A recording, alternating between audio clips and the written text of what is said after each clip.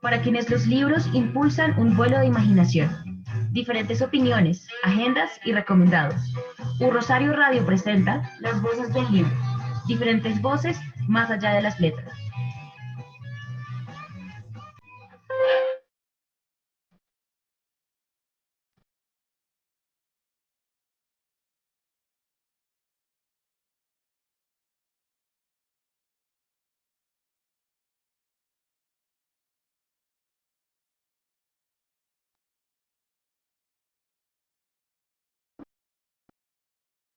Hola, muy buenos días. Damos la bienvenida a todas las personas que nos están viendo en este momento a través de la señal en vivo por Facebook del muro de la editorial de la Universidad del Rosario, y también le damos la bienvenida a todos nuestros ciberoyentes que nos están escuchando a través de la señal en vivo de U Rosario Radio. Hoy entramos con una canción lanzada en el 2002 del álbum City Cop, que es del nombre homónimo de este mismo artista. Y esta canción la coloqué hoy porque recuerda un poco al tema del que vamos a hablar, y es sobre la crisis del Estado-Nación. Como todo lo que el Estado está obligado a darnos también, pero también todo lo que nosotros tenemos que estar obligados como en derechos y en deberes a responder y a tener. Entonces, sin más preámbulos, les recuerdo que nos pueden seguir en nuestras redes en Instagram, Facebook y Twitter, como en Facebook, @ la editorial de la Universidad del Rosario, en Instagram como @editorial_UR, y en Twitter como @editorial UR. Pero bueno, hoy quiero saludar a la mesa de trabajo que me acompaña. Buenos días, Laura. Buenos días, Camila. ¿Cómo están? Hola Natalia, muy buenos días a todas las personas que se conectan en una nueva ocasión con Las Voces del Libro, programa radial de la editorial de la Universidad del Rosario por U Rosario Radio. Feliz de acompañarlos en una nueva emisión para hablar sobre un libro y sobre un tema que a mi parecer es muy interesante desde la perspectiva de jurisprudencia. Así es, hola, buenos días Laura y buenos días Natalia, a todos los que se conectan con nosotros tanto por U Rosario Radio por el Facebook Live. Contenta de volver otro miércoles acá con ustedes a Las Voces del Libro. Bueno, muy bien. Estábamos precisamente charlando el día de ayer sobre el libro, y es como el contexto en el que estamos actualmente, y es como este paso progresivo de una crisis del Estado, ¿sí? Como que sabemos perfectamente que esas crisis pueden ser originarias por muchas falencias que el Estado promete y no cumple, una de esas cosas, pero también porque globalmente también la crisis se puede producir. Pero cuéntenme ustedes más o menos qué piensan sobre estos factores que pueden influenciar en la crisis. Así es, pues yo creo que estamos hablando de este tema en el marco del libro Crisis del Estado-Nación y de la concepción clásica de la soberanía, y voy a aprovechar para darle paso al profesor y presentarlo. Estamos aquí con Manuel Alberto Restrepo Medina, editor académico de este libro, quien es abogado, especialista en legislación financiera, magíster en Derecho Administrativo, doctor en Derecho, profesor titular de carrera académica y director de la Escuela Doctoral de la Facultad de Jurisprudencia de la Universidad del Rosario. Muy buenos días, profesor. Laura, muy buenos días a usted y a todos nuestros ciberoyentes. Un placer estar compartiendo este espacio con ustedes. Así es. Bueno, profesor, estábamos hablando un poco del tema que está en torno a este libro, Crisis del Estado-Nación y de la concepción clásica de soberanía. Yo quisiera hacer una reflexión general antes de pasar a las preguntas puntuales que vamos a desarrollar de la mano de Natalia y María Camila, y es pensar un poco que este libro da cuenta un poco de todo, cómo se ha ido desarrollando el concepto de Estado-Nación y específicamente el concepto de soberanía a partir, digamos, de la constitución de los estados democráticos, eventualmente, como ya lo mencionaba Natalia al inicio del programa, de todas las políticas, leyes y jurisdicciones que han estado en el marco de estas capacidades que tiene el Estado específicamente para poder dar cuenta de la soberanía y eventualmente de todo lo que va a desarrollar de la mano de decretos, de leyes y demás. No sé, María Camila, si quisiera hacer alguna reflexión o pasamos de una vez con las preguntas. No, pues yo creo que una reflexión slash pregunta es que me parece muy interesante porque, bueno, estamos hablando del libro Crisis del Estado-Nación y de la concepción clásica de soberanía. Digamos que una de las preguntas que yo quisiera hacerle al profesor Manuel Alberto es, profesor, ¿qué entendemos hoy por soberanía y por qué nos parece tan importante? ¿Siempre tiene que estar unida al Estado? Gracias, María Camila. Sí, es una pregunta que nos permite introducir a los diferentes aspectos problemáticos que toca el libro, porque el concepto de soberanía es entendido tanto desde el punto de vista político como desde el punto de vista jurídico, como la capacidad de imposición que tiene algún tipo de autoridad. Fundamentalmente se trata de eso. En ese orden de ideas, las sociedades a lo largo de la historia de la humanidad han evolucionado en distintas formas de organización, la última de las cuales es la que se concreta tras la paz de Westfalia en el siglo XVII, en el molde de lo que se conoce como el Estado-Nación, que es la sociedad a la que nosotros nos ha tocado vivir. Entonces, grupos humanos ubicados en territorios más o menos extensos, donde hay un ejercicio de una autoridad política que, al menos en lo que conocemos como Occidente, se legitima a través de la elección por parte de los conciudadanos, en virtud de la cual tiene la legitimidad para crear los instrumentos de regulación de la conducta de las personas y de su relación con los estados. En ese sentido, el soberano pues termina siendo aquel que tiene la capacidad de crear y de hacer respetar el derecho, la ley. La pregunta que surge es si hoy realmente sigue siendo el Estado el único creador del derecho y si mantiene la capacidad de garantizar su observancia o no. Y como ustedes lo hacían en algunas referencias introductorias, tal vez Natalia, pues la globalización aparece como un fenómeno muy contemporáneo que surge a fines de los años 80 y que se precipita justamente por la caída del muro de Berlín y el derrumbe del modelo alternativo al capitalismo, que es el socialismo real, que convierte al mundo en una aldea global con un modo de producción hegemónico y dominante como lo es el capitalismo, y que pone en calzas prietas a los estados porque los intereses económicos de los actores que son capaces de trascender las fronteras nacionales empiezan a presionar y a generar modificaciones internas dentro de los ordenamientos de los estados para acomodarlos a sus intereses que no necesariamente responden o se sintonizan con los intereses de la mayor parte de los ciudadanos y de las sociedades en esos estados. Entonces, de eso es de lo que se trata este libro, de reflexionar en torno a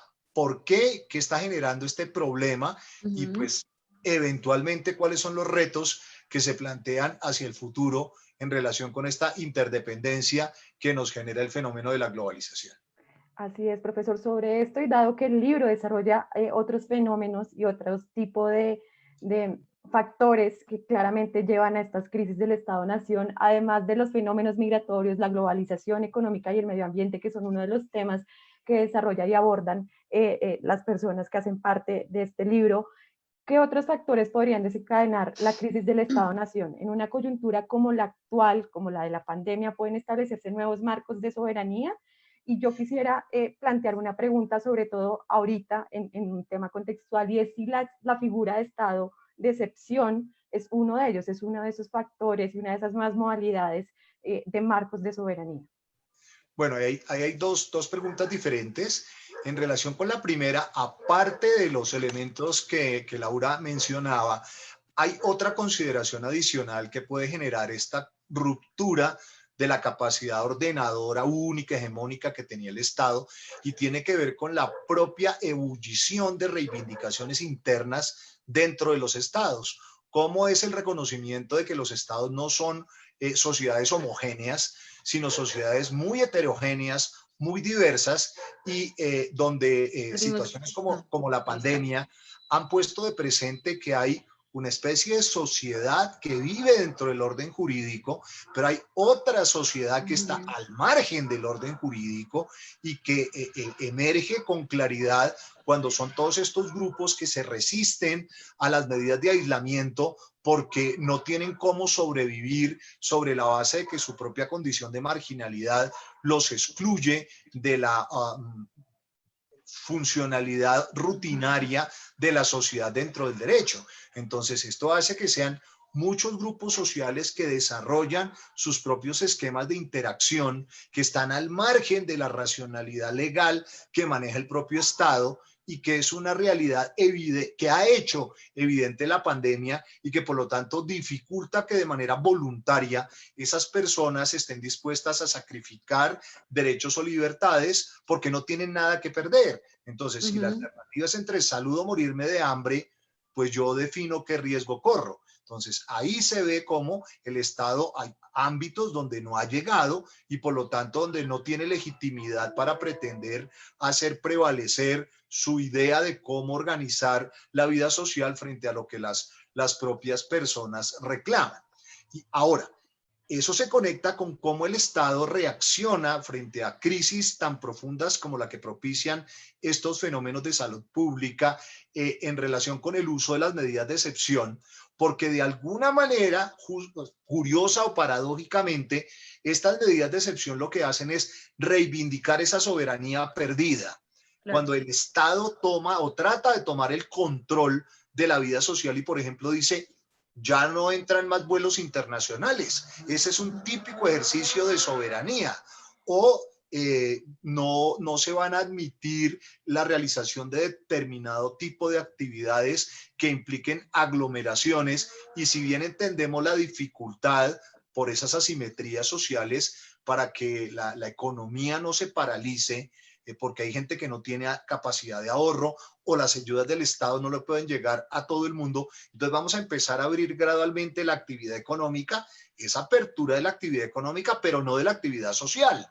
Entonces, espectáculos públicos, actividades deportivas, actividades de culto inclusive, o funcionamiento pleno de sitios de diversión no van a poder seguir funcionando. Entonces, esa es una clara manifestación de ejercicio de soberanía que curiosamente frente a esa crisis que venía generada por esos otros factores, de alguna manera la excepcionalidad reivindica, pero como excepcionalidad que es, pues si en algún momento cesa o porque ya se ha producido el efecto de contagio de rebaño, donde ya la mayor parte de la sociedad se ha inmunizado, o porque aparece una vacuna, pues esta es una situación muy temporal que en 6 meses, 1 año, año y medio desaparecerá y por lo tanto retomará la fuerza de todos esos otros factores que con mayor incidencia pues inciden, valga la redundancia, con la capacidad del Estado de ordenación hegemónica y exclusiva de la vida social a través del orden jurídico. Bueno, profesor, yo quería que usted me hablara un poco, que eso se está mencionando en el libro, y es también como estas falencias que hay en los flujos migratorios y como las responsabilidades y la protección que precisamente las personas que son migrantes y están buscando un asilo político, que están buscando pues una mejor calidad de vida porque tuviesen que salir de su país por X o Y razón. ¿Cómo es poner a dialogar esas experiencias de migrantes que piden protección en un estado que no es su origen?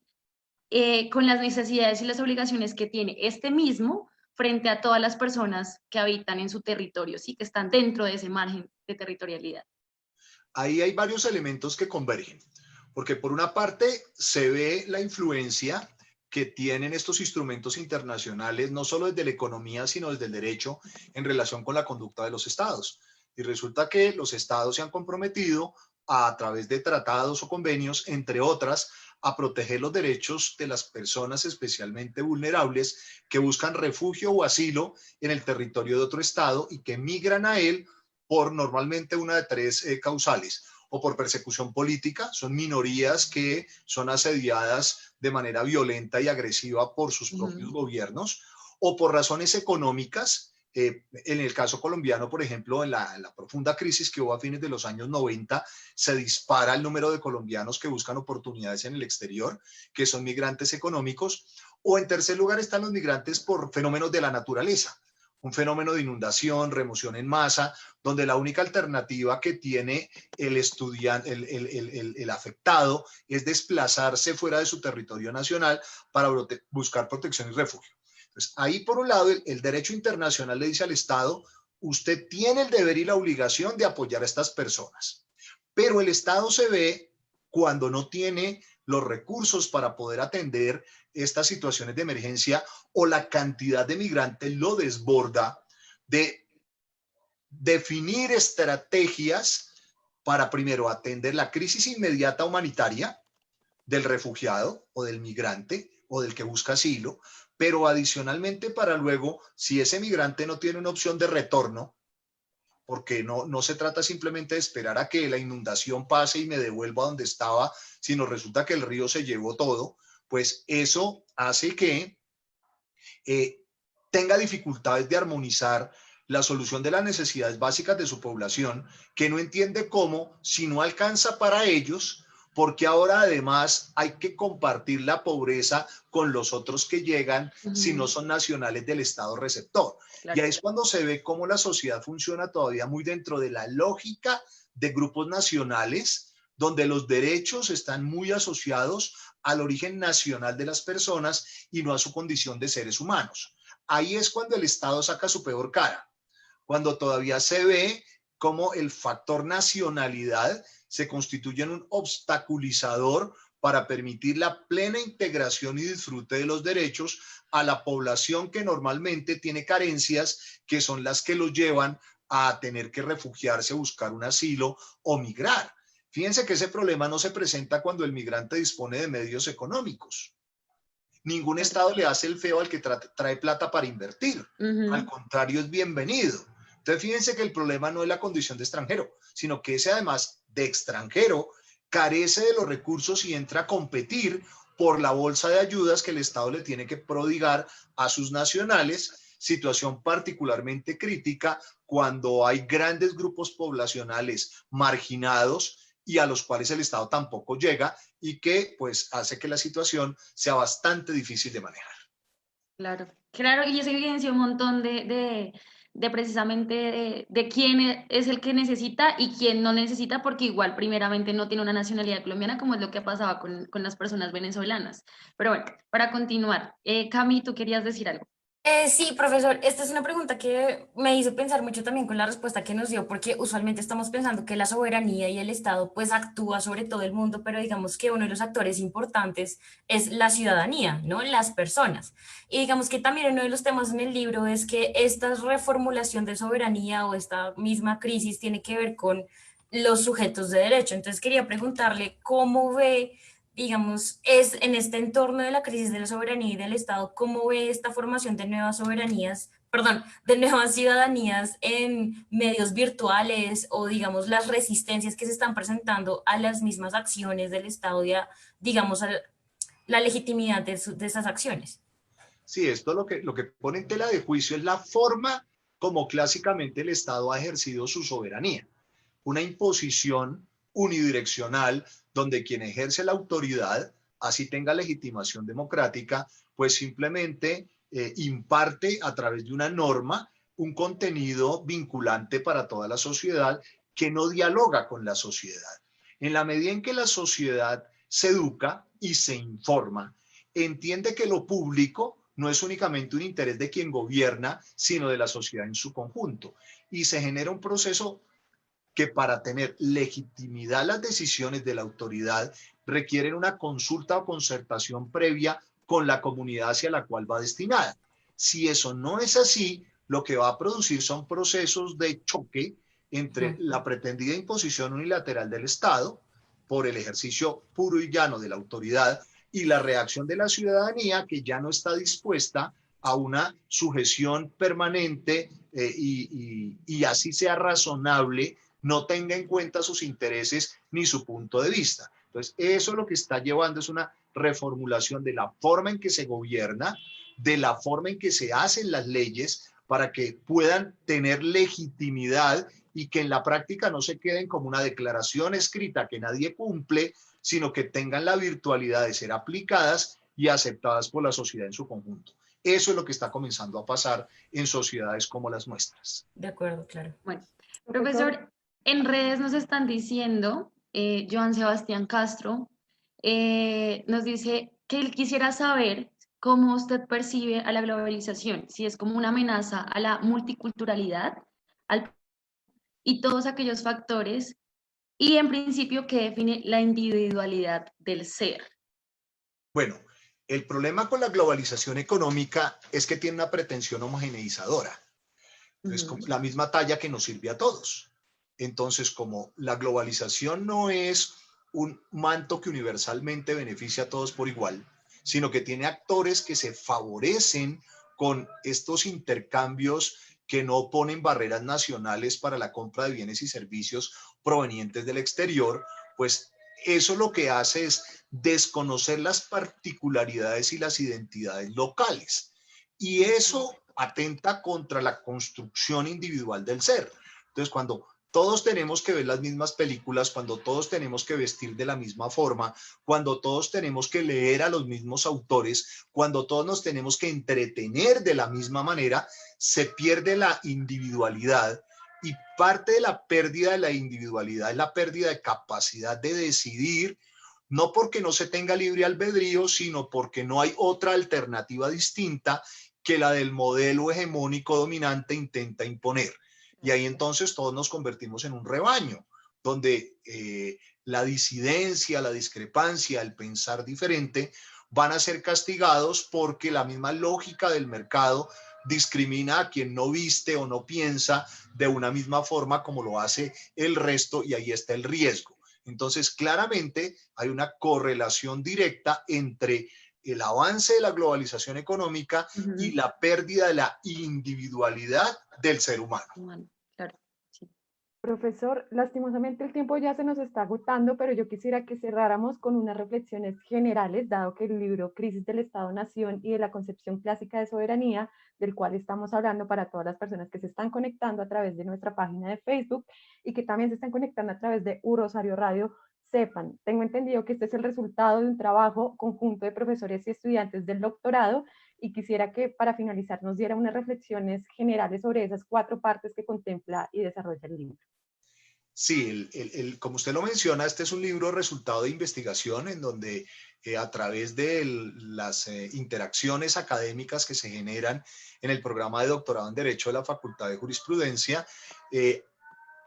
abordamos anualmente el estudio de una problemática de interés transversal en la cual los profesores y los estudiantes del programa reflexionan desde sus propios intereses investigativos. Lo llamativo del libro es que el libro se organiza en 4 grandes apartados, pero todos ellos tienen como un común denominador el diagnosticar qué está sucediendo hoy con esa capacidad ordenadora que desde el derecho tiene el Estado, cuáles son los actores que están incidiendo para que el Estado vea desmoronarse esa capacidad hegemónica de producir el derecho, y sobre todo lo más importante, diagnosticada esa realidad, cuáles son los retos que nos esperan en el futuro para que la sociedad responda a algún tipo de ordenación de su conducta que evite que esto se convierta en un caos y una anarquía, y no haya quien tenga la capacidad de conducir racionalmente ese comportamiento social, sin que tampoco se trate de una teoría Foucaultiana, de un panóptico que a todos nos vigila y nos conduce, que también es el riesgo de la excepcionalidad jurídica que actualmente vivimos, pero dando a entender también cómo existe una reivindicación del individuo, y es un escenario que por su crisis puede forzar a lo mejor a mejoras en lo que había sido esa relación entre la persona humana y quien ejerce la autoridad desde el Estado Nacional. Listo. Bueno, entonces, en conclusión, ya sabemos que sí, que estamos en una crisis, que hay que plantearnos unos retos para saber de qué manera igual esta crisis se puede afrontar, y más en un estado en el que estamos ahorita de la pandemia, y pues igual en algún momento este estado también tiene que estarse reinventando y claramente dejará de ser un estado-nación en algún momento. Pero bueno, no sé si Camila quiera concluir con algo. Sí, gracias Natalia. Es que me parece súper importante también mencionar que finalmente estas crisis de la soberanía y del Estado también nos dan paso, como bien lo mencionaba el profesor, a nuevas dinámicas y nuevas formas de pensar el Estado y la soberanía, el poder, la legitimación de las acciones. Entonces creo que es importante meter en la conversación que el resultado de la soberanía y, digamos, del Estado per se tiene que ser un resultado de conversaciones y diálogos entre, por supuesto, el Estado, pero también, como yo lo mencionaba también ahorita, los sujetos de derecho, la ciudadanía, y pues pensar que finalmente tiene que haber, como bien lo mencionaba, una comunicación y una puesta en acuerdo entre diferentes instituciones, actores de la sociedad, las demandas que se les hace a la soberanía y lo que la soberanía nos puede dar a nosotros. Entonces me parece súper interesante esa discusión.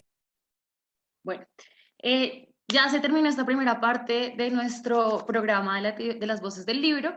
Recuerden que venimos con una segunda parte de recomendados. Gracias, profesor, por asistir a esta invitación. Gracias por aceptarla y esperamos pues nos podamos encontrar en otro momento. A ustedes muy amables por la invitación y esperemos que sirva para motivar a nuestros oyentes a que lean esta publicación que de verdad aborda un tema de interés contemporáneo muy importante. Muy amables a todos. Me despido. Gracias. Gracias, profesor. Gracias, profesor. Gracias. Bueno, nos vamos a una pausa y ya volvemos.